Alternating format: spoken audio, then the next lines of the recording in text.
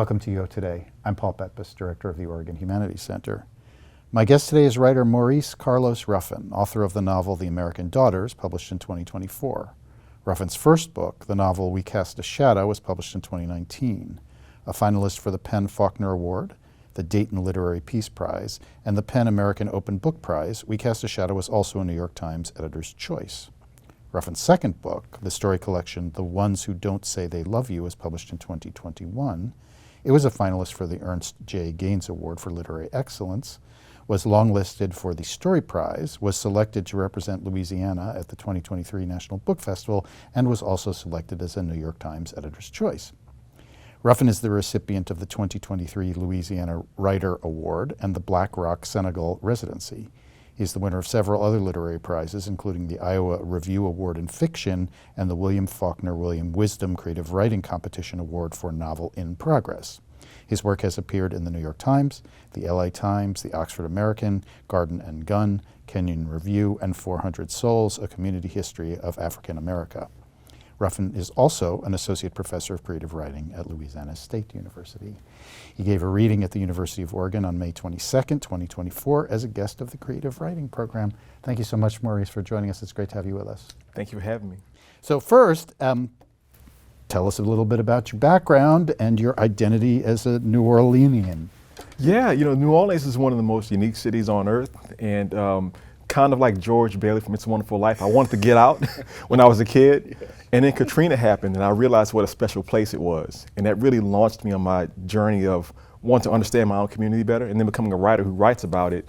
And so it's a cool place to be from. There's always a lot of energy, and there's always a lot of unique stories to tell. And for me, I'm a former corporate lawyer. I've done a lot of things in my life, including own a restaurant, but nothing is as enjoyable as being a writer. So let's talk a little bit about this unusual trajectory of yours. So as you said, before you got your MFA in creative writing, you earned a law degree in practice law, corporate law, for 15 years. So why'd you do that, and what made you change your mind? I did it, the reason why most people do things, I was following a girl. She was going to law school. So I married my high school sweetheart, and my original plan was to be a professor of English literature. And I wanted to impress her. She was going to law school. I'm like, I can go to law school. I could do great at law school. And so I went there, I followed her, it worked out pretty well. And I practiced, and what it really did for me was, it's that strange thing you see in detective fiction where the detective is somebody who gets to be a part of all levels of society, like the sort of criminal part, the underworld, and like the sort of high parts.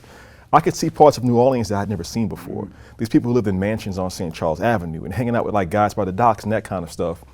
And so for me, it's been this incredible journey of like a hero's journey. You start out, you don't know what's going to happen. You don't feel weak. You don't feel strong. You find mentors, you find peers. You get a little stronger. You have a few reversals, and next thing you know, you're like, oh, I can do this writing thing. It's going to be a lot of fun. So, are there ways in which you think your career as a lawyer have influenced the way you write? Oh, 100%. I think like most young people, I was very indefinite. I didn't know what I wanted out of life. I didn't know who I was, and I loved art. I loved literature. I loved to read. I loved to read comic books, that kind of thing. But the idea of sitting down and cranking something out because you have to get it done because it's really important to you. In law school and as a lawyer, there's all these deadlines constantly. There's something that's due within 5 days or within 8 hours, and you have to get it done without fussing over it too much. And I think those two things make me the writer that I am. This idea of the sort of spacey, woozy, guy, and I'm going to get this thing done under any circumstances by this date, and that's going to make it work well. That is not universally a characteristic of creative writers, in my right. experience. So you also got a master's degree in psychology in 2020. So why did you do that? I think that for me, being from New Orleans, the birthplace of jazz, a big part of that mentality is improvisation. I don't know what the overarching plan is, a bit like Heath Ledger in The Dark Knight. Plan, I don't have a plan, I'm just a dog chasing the car, but I just sort of figure out what I need along the way. And so for me, even the psychology degree I'd always loved psychology. My brother is 8 years older than me. I remember reading his college psych book when I was like 14 years old and thinking, this is really interesting. And so I kept thinking that if I went back to school, studied psychology, got a master's in it, it would help me be a better writer and just a better person, and it did. But also it stopped some of my old student loans from having to be paid for a while, so it was a practical thing as well. So let's talk about your first book, the novel We Cast a Shadow. First of all, just can you give us an overview of what happens? Yeah, We Cast a Shadow is about this Southern black male lawyer who's really funny, handsome, and intelligent, not like me at all. And he is living in this dystopian future in which sort of race relations have gotten a lot worse. And he's married, he's black, his wife is white, his son is mixed race, and he's very worried about his son's future in this really racist society. And so he decides to embark on this sort of journey to get money to change his son's appearance, because the son has a dark birthmark on his face that's getting bigger and darker with time, and the dad's really worried about that. And so that's the sort of basis of it. And in my mind, it was a sort of combination of Ralph Ellison's Invisible Man, as well as like Lolita by Nabokov and a few other books that I loved, just sort of bringing those ideas about identity into the present and seeing what would happen with it. And also it's a really funny book as well. Yeah. So say a little bit more about why you decided to write this novel as a work of speculative and satirical fiction. Well, you know, again, New Orleans is such a strange place. I mean, we have Mardi Gras and we have Jazz Fest and we have all of these complicated histories. Often when I explain my city to people, they kind of go, that would never happen. And so, I mean, like, you know, you'll see a guy in like a pink tutu riding down the street, you know, with like a weed whacker tied to the back of his bike. And that's like an everyday occurrence. And so I figured if I made the book speculative, I would get less questions and less pushback. And also, I think one of the jobs of writers is to sort of project what's going to happen to a society over time. So we can sort of warn people, hey, we don't want this future to happen. So that was a big part of that process. Really fascinating. So,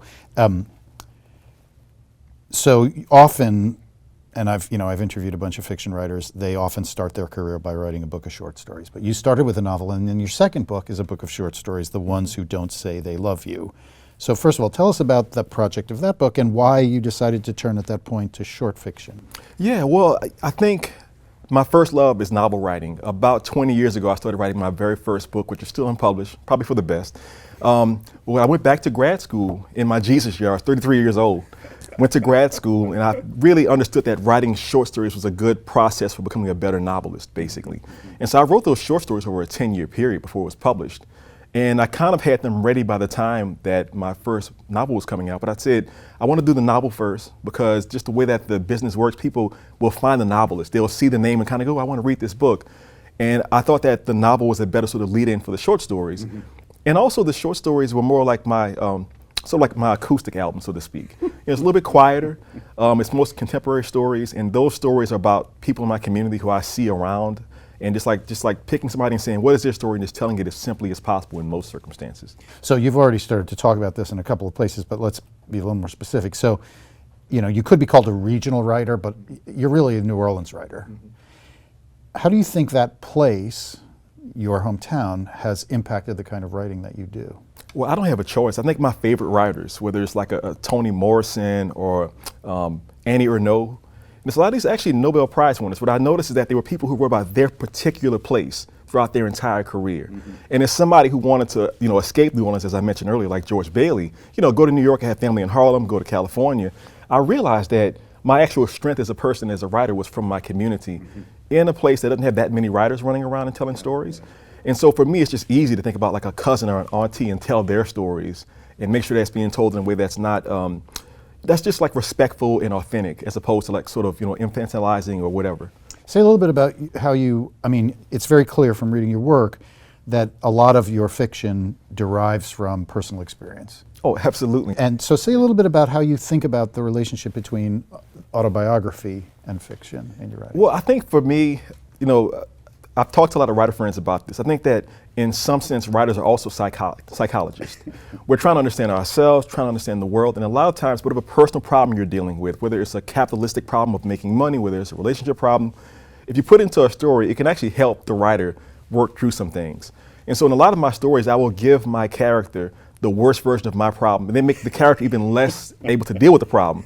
So We Cast a Shadow is about, you know, like race and relationships and being a father and those kind of things. I'm like, let's make this guy totally unable to deal with this problem and see how it plays out. And I can go, okay, I'm not going to do any of that stuff. Those are all bad ideas, and it just makes the stories pop. Very interesting. So let's talk about the newest novel, The American Daughters. So what inspired you to write that book, first of all?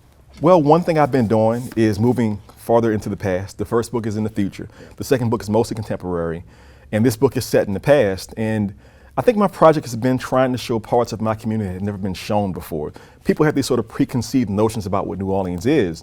And I thought, for example, I had never seen a group of black women in New Orleans depicted in the distant past just having a conversation. You know, some of them are enslaved in this book, some are not, but they're not talking about, oh, you know, woe is me, I'm this poor slave woman. It's like, hey girl, what are you doing tomorrow night? We should go see so-and-so, let's have a good time, those sort of things. So just depicting these characters, to me, is a revolutionary act. So say a little bit more about that. I mean, obviously this is a book that takes place during the period of slavery, and as you say, some of the characters are enslaved and some are free blacks. But the book is really focused on this community of women at the center of the book. Why is that? Why was that so important for you? Well, it was so interesting to me. I'd never heard about them. I think I had read, you know, an article here, I'd heard, you know, sort of folk tales there, and I was thinking a lot about my own ancestors. For the longest time, I was afraid of doing my own genealogy. I didn't want to go in the past and see, like in 1850, I had some enslaved person in my family, even though it was kind of obvious. But then when I began to find details, I was like, oh my goodness, what was my great-grandmother times, you know, 6 like? And to sort of bring these characters out and to tell their stories, it was a lot of fun. And in my mind, a lot of these main characters are like my grandmother and my wife and my cousins and my aunties, if they were around during that time period as the Avengers fighting slavery. Yeah. So let's say a little bit about the premise of the book. Yeah, so the main character is Audie. She's a teenager in the early part of the book. Her mother, Sanit, is a bit of a sort of undercover freedom fighter. And they're both enslaved. And at some point, they're brought from the country into the city. And this man named Dumarsh, he owns them. But Audie very soon understands that there's this sort of network of spy women in the city who are resisting the planners and those sort of things. And so they have their own skill sets and their own personalities. And to see them sort of come together and sort of form this community that's supporting each other, but also like fighting the injustice of it, to me, which is really interesting. Would you read us a passage? Oh, absolutely. I'll go right to the beginning here.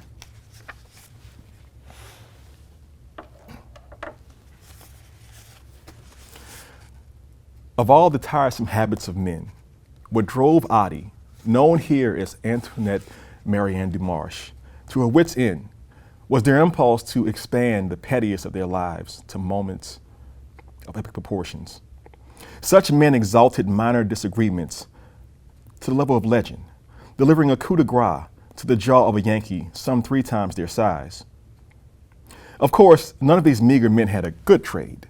They were all captains of industry, each of them, but the barons of Holland and New York would soon eclipse their fortunes. Such men never encountered a bird pecking for sustenance. No, the creature was always a wolf at the door, its teeth eager to rip the tendons from a man's throat. Of course, this was the basement into which Audie's life had fallen. In the high-ceilinged dining room of their self-proclaimed father's Bucharest townhouse, she imagined how recollections of the night might be transformed in the retelling, if any of them survived. It was early still, but the men were already several sheets to the wind. A spittoon lay rolling on its side. There was a scattering of empty brown bottles, and a filthy apron was draped on the kitchen doorknob. Hers, or Lenore's, or another's? Audie wasn't sure. In the pulsing night, the men were occupied sharing drunken jokes about their exploits and their half-despised cronies. And so, of course, the bodies of the women present could become the only source material of the massacre of March 1862. All the better to distract them. The banner, procured by Lenore, hung beneath the crown molding and proclaimed quadroon ball. Audie stood below the cursed thing, wrestling in the mud of these men's desires. Audie's dark, thin shoulders shone glorious like blackberries in moonlight. Above the peach fabric of her dress, quadroon ball evoked visions of grandeur, of wealthy, powerful, refined men engaging in light scandal out of view of their pale, dismissive wives, back on their slave labor camps, also called plantations. This here was no ballroom, though it might countenance a schottische or Viennese waltz. She imagined these facts wouldn't matter, that there would be a false version of her in the retelling. By this reliance on mythology and nostalgia, she imagined the men desired to burnish their self-regard. After they won their war, this night was meant to become a part of their origin, proof of their mastery of the world. But now, these men, round-bellied, wall-eyed, and gasping, were too distraught for the fiction to hold true. The redness of Dumarsh's face stood out even at 20 paces. He wanted something, wine or bread or cheese or her. She removed the wooden box from the sleeve of fabric at her waist. She ran her finger along the engraved ivory top. a cameo of Napoleon at battle.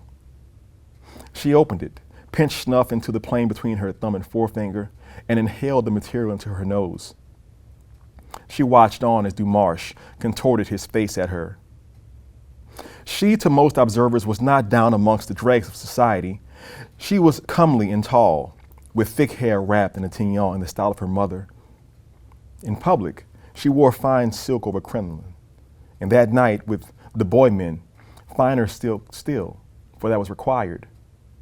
Her governess, God rest her, Mrs. Orson, had taught her penmanship and the appropriate placement of weighty silver utensils, the most grandiloquent French, the deepest curtsy.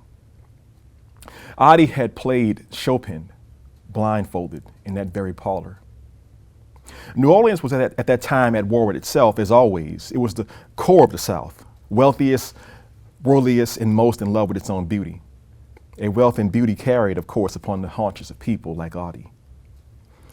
Dumarche glared at her. She withheld the disgust she felt from reaching her face and looked up at the grandfather clock, thinking, one more tick-tock of the clock on the last night of her life. Soon, she would join her mother. 10 years earlier, she had been riding in the back of a long cart, lying against her mother's breast. There were other people, too, whom she had never fully forgotten. A boy with large eyes who played with his toes and poked his tongue out at her. It had been a long trip, days from a place called Constantia, that she would never fully remember. The woman next to her mother, with skin like riverbank clay, craned her head to look past others. Her neck had scars like vines. Won't be long now, Audie's mother said. Woman, how you know? A man said. Not like you're from here. The woman and children were tied to each other. But the men's hands were tied together so tight that the flesh of the downside of the man's hands were purple. Ain't no stream wide as that, Sunit, Audie's mother said. I've been here before. The last time someone sold me down the river, before I escaped. You ran away? The man asked, his eyes wide. Can't nobody hold me unless I let him, Sunit said. He went from disbelief to smiling. One of the white men on the seat at the front of the cart cracked his whip over their heads. You jigs better shut up, he said. I hear any plotting and I'll tie a stone to your neck and turf you in. For our mothers, Sunit said. What's that again? He said. I say, yes, master driver. Lenore squeezed Audie's hand roughly and smiled that awkward smile, her unguarded smile. She had worked so hard to own. Audie knew Lenore was trying to soften her mood, knew that Audie was swimming through a swamp lake of emotions. Around Lenore, she often felt like a rabbit in a warren, waiting out the farmer above. But the present circumstances made her that much more anxious, appropriately so. Lenore cupped Audie's hand and kissed the knuckles. Audie was disposed to turn and walk away, but as she stepped forward, Lenore spoke, their fingers still grazing. Let us do what we've come to do. Audie nodded. Let us do it through and through. Such a great book. Thank you. Highly recommended. It's such a joy to read. Talk a little bit about the research that you did on this book. There's a lot of historical information in there. Yeah, I mean, I guess the first level are the stories that I was taught by like ancestors. Even in high school, meeting activists who were active like in the 1960s would tell me about their ancestors. And so that was in the back of my head.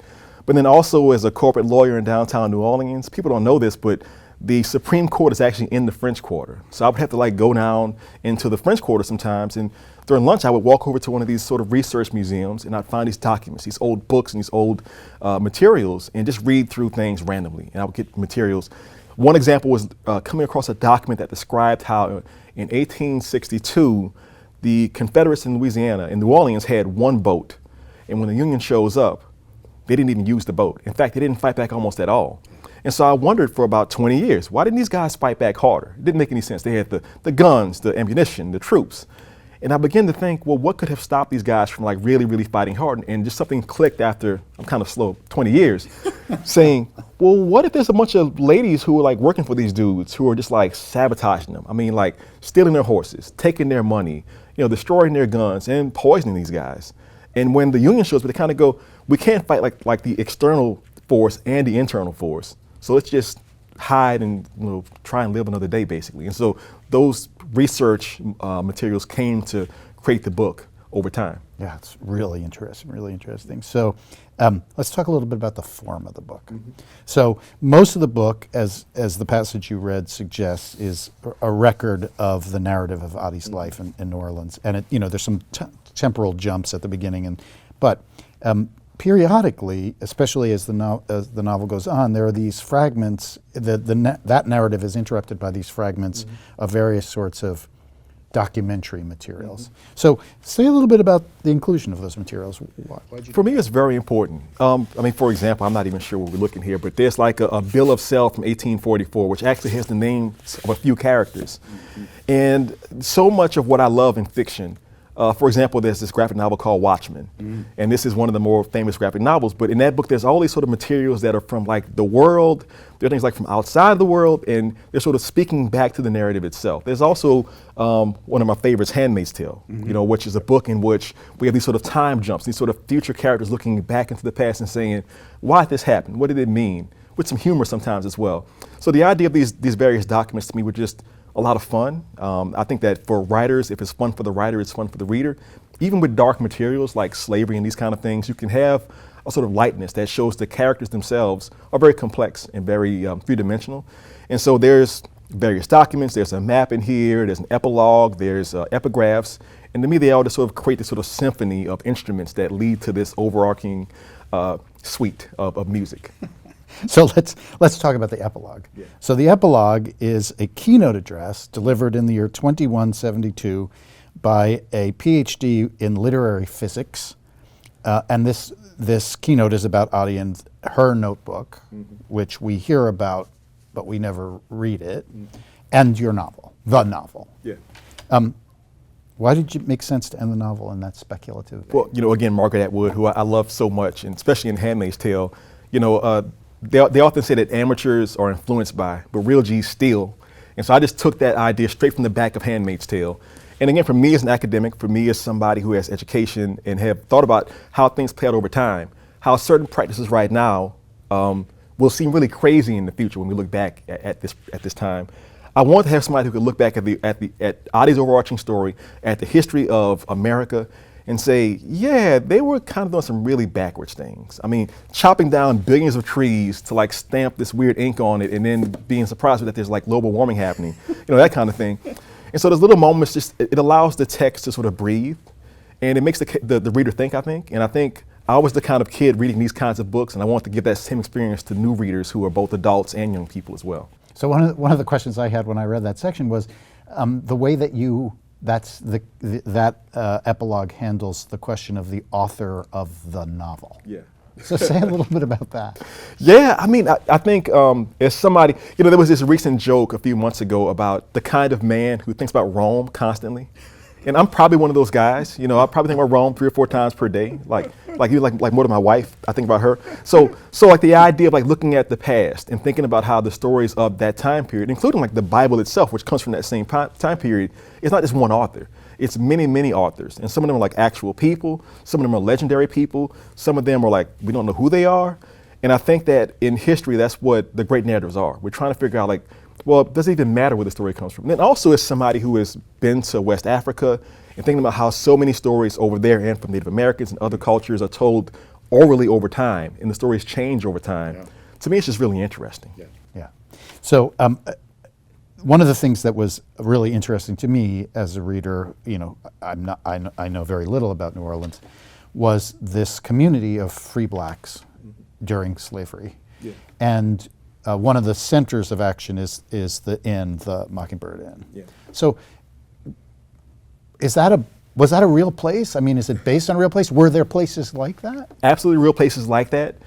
If I were to take a dart and throw it at a board with like 100 spaces, and this was labeled like slave movies and books, almost every one of those stories is told like on a plantation somewhere for the most part. And it's very rare that you see people like this in a city. And the truth of the matter is that New Orleans was maybe the only American city in which you had this huge population of free Africans and African Americans. So let's say in 1850, for example, maybe a third of the city is maybe like white people, including immigrants, a third are enslaved black people, and a third are free black people. And these people had their own companies, they had their own histories, they've been doing well for a very long time. And I wanted to depict that as much as possible, whether it's showing the Mockingbird Inn or showing these sort of dances that they'd have together, showing the houses, showing just the markets. And that's New Orleans. And that culture still exists to this day. There are people who can track their ancestors back to the early 1800s and say, yeah, you know, my great, great, great, whatever, owned this shipping company in 1802, and yes, they were black. Yeah, amazing. So you mentioned how most narratives, most films about this period show plantations, and you never refer to them merely as plantations. Right. They're slave labor camps, also known as a plantation. Yes. Why is that so important? That's in part from Mama Toni Morrison. In Song of Solomon, she has a construction like that, and I kept thinking about how to put a speed bump into the narrative so that somebody's reading it and going, oh, plantation.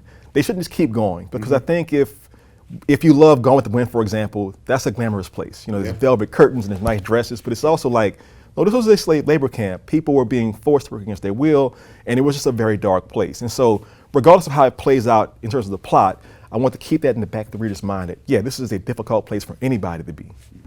So, in addition to being a former practicing lawyer who has a master's degree in psychology, an MFA in creative writing, you're a teacher. Yes. So, how do you approach the teaching of creative writing?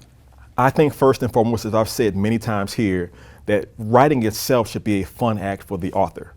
It shouldn't be like you're this, poet in the garret who's freezing with a little scarf around your neck, that kind of thing. It should be you came to have a good time. So with my students, as much as possible, I'm always saying, well, what are you really interested in? Like maybe you were told you should write this very serious narrative, but what do you actually like? And if it's, Harry Potter or Transformers or whatever, lean into that aspect of it. And so for me as a teacher, I'm trying to draw out the fun in it, and that helps the students engage when I'm not around. They will make fun things on their own, and they can publish it and have a good time with it. That's an enlightened approach, I think. I don't know if you can answer this, but what are you working on now? Oh yeah, so I think I have this project. It's a little bit like August Wilson's project of his centennial project of like, I'm gonna take a decade and go in my hometown and give you a slice. But my thing is I'm trying to find different people in different eras of New Orleans history. So I've kind of done the 1860s. The next book is set during the World War II era. And it's kind of almost like a similar cast of characters, a bunch of black women and girls in the 1940s and 50s. And I'm trying to show aspects of their lives that we don't see very often. Some of the women actually went to World War II and served in Europe, including England, France, and Poland. But when they come back, they become the sort of mothers of the civil rights generation in New Orleans. So they're in the 40s and 50s, and they're sort of raising these people in the 60s who will do the sit-ins and those kinds of things. So I'm writing that right now. It's a lot of fun. In my next book, I'm also working on that, but next book is going to be set in the distant future. Just having a great time. Okay, so we're just about out of time. This will be my last question. Have you read anything recently that you would recommend? Oh my goodness, so many things. Briefly, I'll just recommend, there's a book of poetry by a good friend of mine. It's called I'm Always So Serious. The poet is Charisma Price. She's a New Orleans author. She's like only 28 years old, but this book is, to me, it's a game changer. There's a writer named Anel Lopez. She has a book called I'll Give You a Reason. She's a Dominican who lived in New Jersey, and sees these wonderful short stories about the Ironbound community and what they've been going through over the past few years. And then lastly, there's a book called Habitations by Sheila Sundar, which is about this sort of immigrant experience from India coming over to America.